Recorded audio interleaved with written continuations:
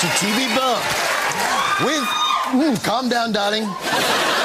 With Michael Jackson coming to town, Danny practices his moonwalk on Wild at Heart.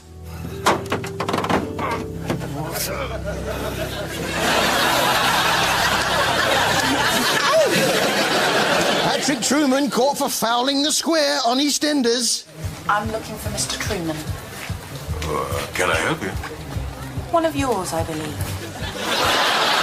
And man blackmailed by Frank Bruno on the bill. Hello? Don't talk, just listen. Put the £5 grand in queue for the gents' toilets at the club just before you go on stage. Know what I mean, Harry? Yes, I do. It was Clumsy Week on TV. Mr. Cullen is still chasing those notes from Mrs. Gapwood. Oh! Oh!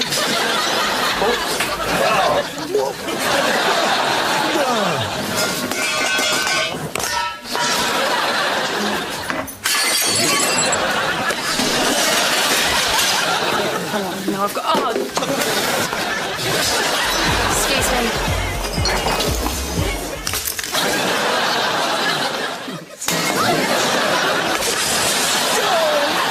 I've been so very clumsy. Heston Blumenthal's back, this time with his medieval feast, and he's come up with a brilliant way to get around your 5 fruit a day rule. There was one dish that really captured my attention, just because it was completely mad. Meat fruit. Now, literally, you took some meat and turned it into fruit. Meat fruit! Meat disguised as fruit is a wonderful idea. It is, except if you eat regularly in his restaurant, you end up with rickets. This was all part of Heston trying to recreate the feasts of medieval times, when one food pretending to be another was all the rage. To add an extra layer to my medieval dessert illusion, a few minutes after they've started to tuck into all the tableware, I'm going to send out a pie. But it is a pork pie with no pork. In fact, it's got no meat in it. It's actually ice cream to look like meat. Why can't you be normal? I've got my own version of that.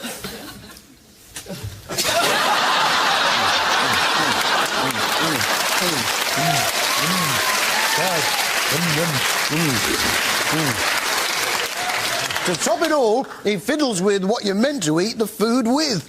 We still like to be surprised. We still like to have fun. And if you can do it whilst at the same time making the food delicious, then I think that's fantastic. So there is my edible knife. Just need to do with spoons now. Yeah, chocolate knife. The problem with that comes when you wait a little too long for your main course and eat your knives and forks before it arrives. That's why I always carry with me a curly whirly. Yeah.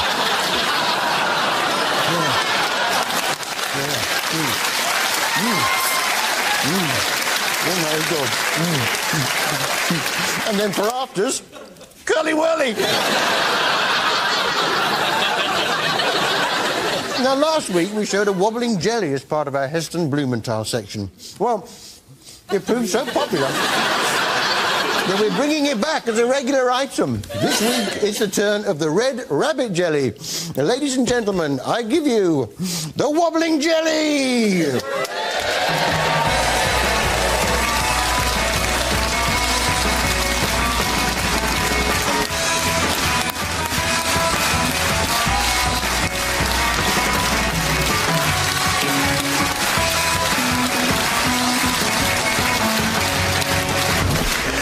Most amusing. Gets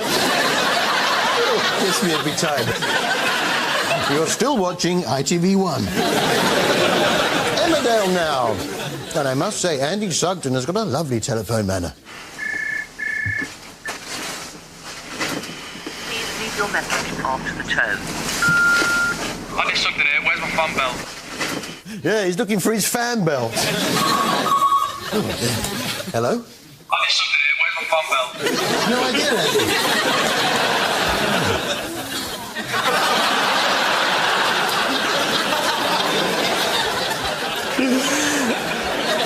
It was so nice to see Alan Turner back in the village.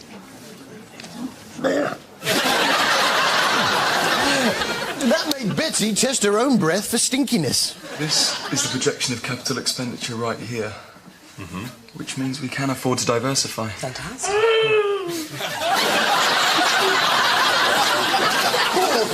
Perhaps I'll help her out with a mint. Yeah. Here you go, Betty. Ready? What the hell are you trying to do to me? Oh! Hang on, that's me a mint down. That doesn't seem fair. Come here.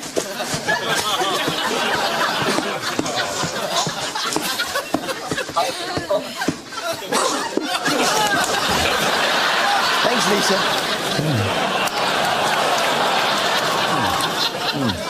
There was a rather sinister turn of events on Emmerdale this week. Here you go. You are encroaching on my chutney patch. Not like that, no. Please. Edna was dealing chutney. Yeah, chutney in its purest form can be extremely addictive. First, Bob got hooked. Taste this.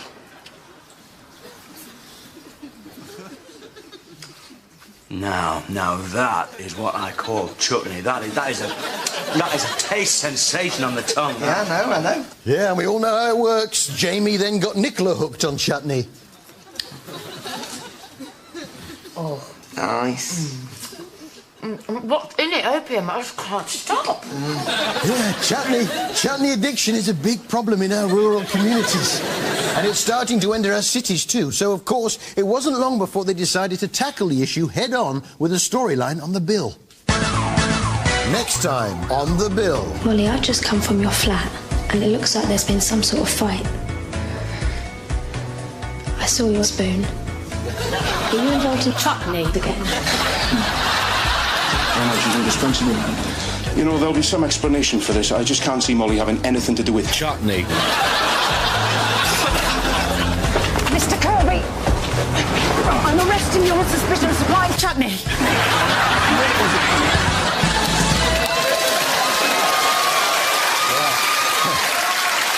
Chutney. Just say no. Coronation Street now, and Gail was shaken by an odd phone call.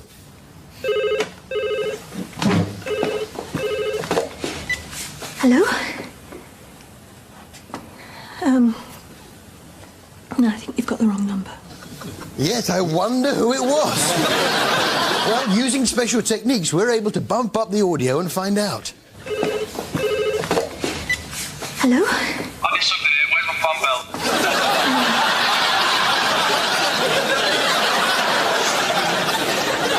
I don't know why I've got it, really. It's off a Subaru, and I drive a Daihatsu. Dev had a surprise visit from a long-lost uncle, which immediately took him back to his roots, Wales. Yes, he was straight back and talking Welsh. What are you doing here? I remember you. That was last week, Jan. What's new, pussycat with you? And from Welsh to sign language. Okay. Now listen, I have to visit the little boy's room. Yeah, the little boy's room. Well, the big story, of course, was Steve and Becky's big day. And Becky turned to Hayley for a little advice on married life. What are your top tips for married life? Well, be yourself. Always give and take. And don't leave the seat up after you've been to the... Snog, Marry, Avoid now, in which Jenny Frost helps to make over people who look weird but who haven't realised it yet. First up was Michaela from London. I wear concealer, foundation, black eyeshadow, gold eyeshadow, eyebrow pencil, lip liner, eyebrow gels, eyeliner, 2 blushes, eyelashes. But tonight I'm going to put on 2 pairs of eyelashes on each eyelash. And then tan. I tan again and again, about 5 times before I go out. I'm actually caked in makeup. Avoid. Michaela had a bit of an aversion to clothes. I love the naked body, so why not go out half naked? Because you look like a total tramp.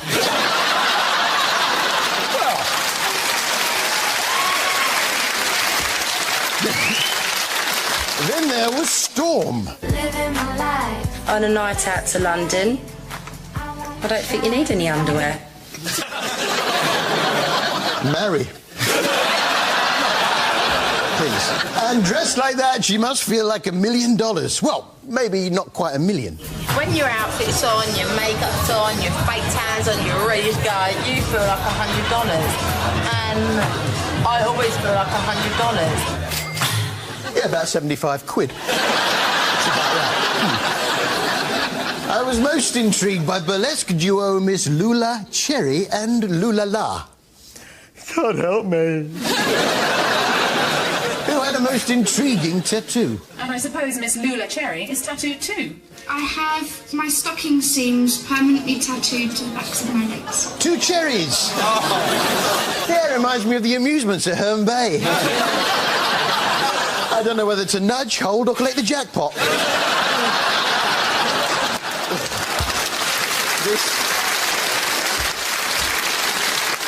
This wasn't the only tattoo by any means. Why, have you let someone scribble on you? Don't you think they're pretty? I think they're pretty fake. What exactly is that on your arm, Lulala? I have a mermaid with her boobies out. Yes. I'm sure there must be a good reason for that. Perhaps a proud seafaring tradition that runs in the family, or a love of Copenhagen. Why? Because I love mermaids and boobies. But, you know, I love mermaids and I love boobies. But which is better? There's only one way to find out.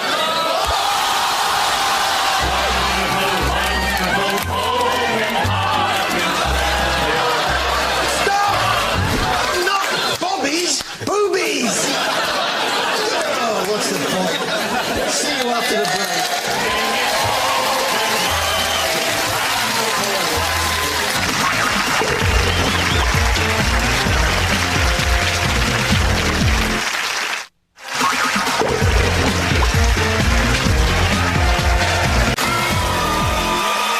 Welcome back to TV Burp. Giant toilet roll cover on Coronation Street. Heston Blumenthal reveals new menu on Wild at Heart.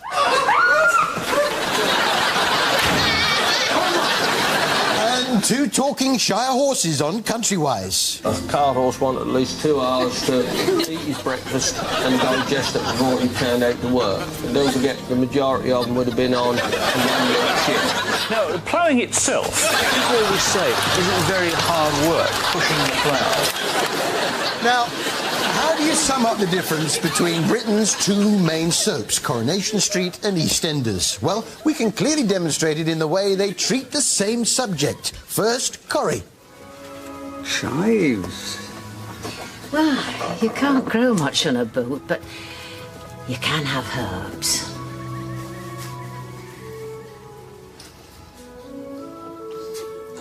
This is fantastic. It's just scrambled eggs on toast. No, I have eaten scrambled eggs on toast before, but this is in a league of its own. I grate a little parmesan in. Parmesan? And the bread? Toasted granary. I like the chewy bits. Well, this has set a new standard in scrambled eggs for me. And now EastEnders. Okay, I'll get that down there. What is it? Oh, it's an omelette. That's pretty much it in a nutshell. Yes, it's EastEnders, and Peggy's poster campaign is going from strength to strength. Thanks.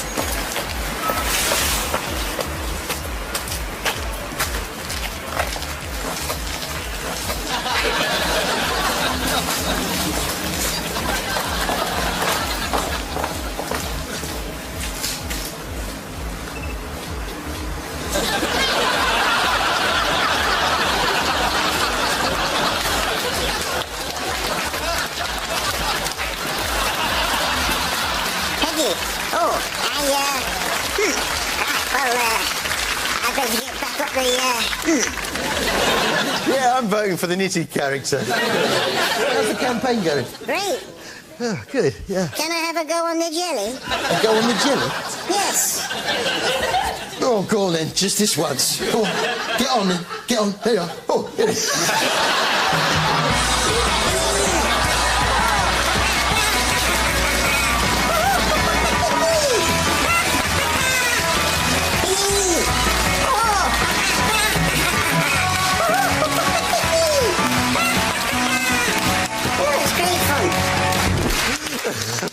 That's enough of that.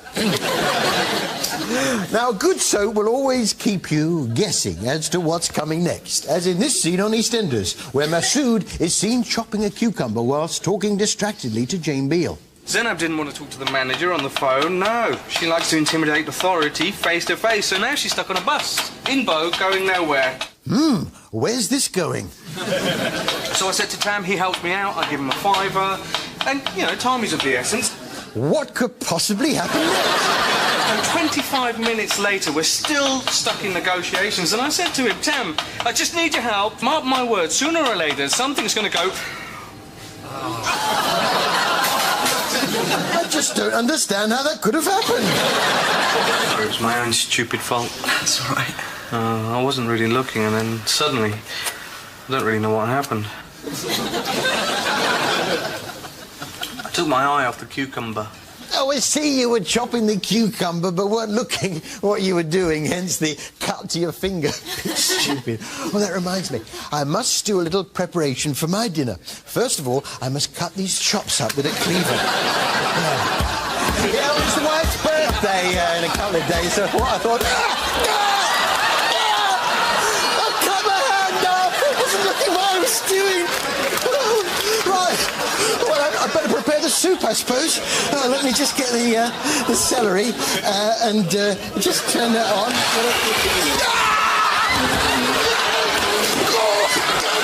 I've liquidized my hand! Oh, I was talking, I was distracted. I can't turn it off. It's still... I just have to bite through the cable.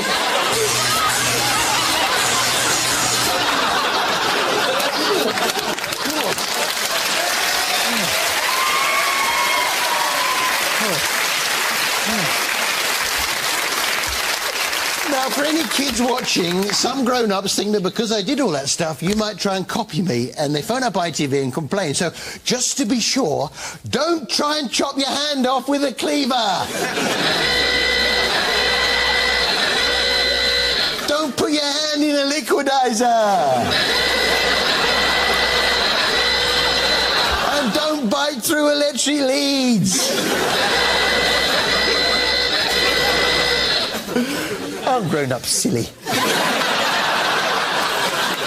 Horizon this week. Horizon this week tackled the question, what's the problem with nudity? Which threw up a number of interesting questions. With each discovery comes new insight on what it means to be human and naked. So, would you strip in front of strangers? What about on national television? Depends how drunk I was, I suppose. What about it? Needless to say, there were the various experts. Dr. Hazelton collects photographs of women at various stages of their menstrual cycle, including ones taken just before ovulation, when they are most fertile. Well, it's nice to have a hobby, Bobby. But I know what you're thinking. How did nudity evolve? Darwin was positing that certain individuals, notably females, would choose certain males because of their hairless condition, and they would preferentially mate with them. And so those individuals who had less hair would be more reproductively successful. I have to say, that has not been my experience. David Van Day was back on our screens on Pop Goes the Band, where the aim was to reunite Dollar. Let's just remind ourselves of them in their heyday. David Van Day and Teresa Bazar were the posh and becks of the 80s. No, they weren't. It's been nearly 30 years since Dollar topped the charts. Time has moved on. But can they turn back the clock? No, they can't. David has done things on his own, I've done things on my own. But when we're together, things happen. There's more Dollar to come. No, there isn't. Let's just see whether Paris Hilton has found her new British best friend yet. I think she might have done. This is where I buy. Oh, hi, Paris. Yeah, it's great that you chose me to be your best friend. What's that smell? Is that you or me? Yeah. We're going up bougies later. Yes, she has. Paris started to doubt what was motivating her would-be best friends. Could it be some of them had entered the competition just to get on TV? Heaven forfend. So she wanted to know just how much they knew about her. What do you actually know about Paris? Can I just ask you what film she's made? I thought we weren't supposed to mention the film. This week, Paris decided to test the contestants in a different way. Emma, a singer by trade, was set the task of, well, singing. Emma's problem was pronunciation. How does that Natalie Imbruglia song go? My waters run dry, my inspa... I thought I brought a man back to life. He was warm, he came around, and he was dignified. He showed me what it was to cry. There's nothing left, he used to lie. My inspiration has... My inspiration, yes. It's run dry. Poor Emma. Why don't we give her another chance? Eh? Yes, it's Emma with Torn. Thought I saw a man go to life. He was warm, he came around, and he was dignified. He showed me what it was to cry. There's nothing where he used to lie. My inspiration has... That's what's going on. There's nothing right, I'm torn. I'm all out of faith. This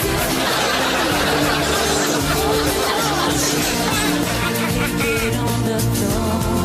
You're a little late. I'm already torn. Thank you, Emma.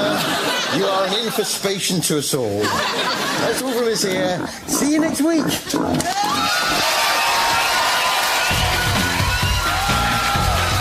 And Harry Hill's TV Burp Gold DVD is now available in-store and online.